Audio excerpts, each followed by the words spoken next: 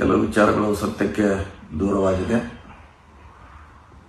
ಕೆಲವು ಸಂಜೆ ಪತ್ರಿಕೆಗಳಿಗೆ ಕೂಡ ಗಮನಿಸಿದ್ದೇನೆ.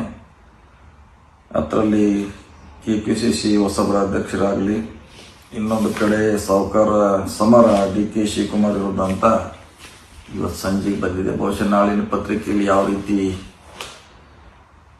ಟಿಪ್ಪಣಿಗಳೇ ಬರ್ತಾರೆ ಗೊತ್ತಿಲ್ಲ, ಮತ್ತು TV ಚಾನೆಲ್ಗಳಲ್ಲಿ ಯಾವ ರೀತಿ ಅದು ವ್ಯಾಖ್ಯಾನ ಮಾಡ್ತಾರೆ ಗೊತ್ತಿಲ್ಲ.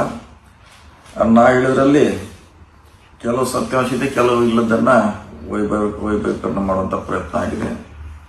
ಅದಕ್ಕಾಗಿ ಮಾಧ್ಯಮ ಮಿತ್ರರಿಗೆ ಮತ್ತು ಸಾರ್ವಜನಿಕರಿಗೆ ಕೆಲವು ಅಂಶಗಳನ್ನು ತಿಳಿಯುವಂಥ ಪ್ರಯತ್ನ ಮಾಡ್ತಾ ಇದ್ದೀನಿ. ನಾನು ಕೂಡ ಯಾವಾಗಲೂ DK ಶಿವಕುಮಾರ್ ಬದಲಾವಣೆ ಮಾಡಲಿಕ್ಕೆ ಯಾವಾಗಲೂ ನಾನು ಹೇಳಿಲ್ಲ. ಆದರೆ ಪಕ್ಷದಲ್ಲಿ ಮುಂದಿನ ಸಂಘಟನೆ ದೃಷ್ಟಿಯಿಂದ, ಚುನಾವಣೆ ದೃಷ್ಟಿಯಿಂದ ಕೆಲವು ಸಲಹೆಗಳನ್ನು ಕೊಟ್ಟಿದ್ದೀನಿ. ನಮ್ಮ ಹೊರತಾಗಿ ಅವ್ರನ್ನ ಬದಲಾವಣೆ ಮಾಡುವಂಥ ಹೇಳಿಕೆಗಳನ್ನ ಹಿಂದೂ ಕೂಡ ಕೊಟ್ಟಿಲ್ಲ, ಇವತ್ತು ಕೂಡ ಕೊಟ್ಟಿಲ್ಲ, ಮುಂದೆ ಕೂಡ ಕೊಡುವಂಥ ಪ್ರಶ್ನೆ ಉದ್ಭವ ಆಗೋಲ್ಲ.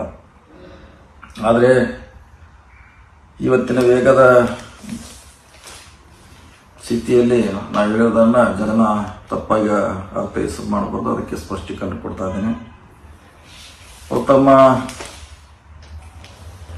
ಪೇಜ್ನಲ್ಲಿ ಹೈಕಮಾಂಡ್ ನಿರ್ಧಾರ ಅಂತ ಬರಬೇಕಾಗಿತ್ತು, ಆದರೆ ಇಲ್ಲಿ ನೇರವಾಗಿ ಇದು ಕೆಳಗಡೆ ಬರಬೇಕಾಗಿತ್ತು, ಹೈಕಮಾಂಡ್ ಮೇಲ್ಗಡೆ ಬರಬೇಕಾಗಿತ್ತು. ನಾನು ಕೆಳಗಡೆ ಬಂದಿದ್ದೆ ಹೈಕಮಾಂಡ್ ನಿರ್ಧಾರ ಮಾಡಬೇಕಂತ. ಬಹುಶಃ ಅದೇ ಮೇಲೆ ಬಂದರೆ ಒಳ್ಳೆಯದಾಗ್ತಿತ್ತು. ಇನ್ನು ಹೈಕಮಾಂಡ್ ಮನವೊಲಿಸಲಿಕ್ಕೆ ಮುಂದಿನ ವಾರ ಡೆಲ್ಲಿಗೆ ಹೋಗ್ತಂತ ಬಂದಿದ್ದೆ.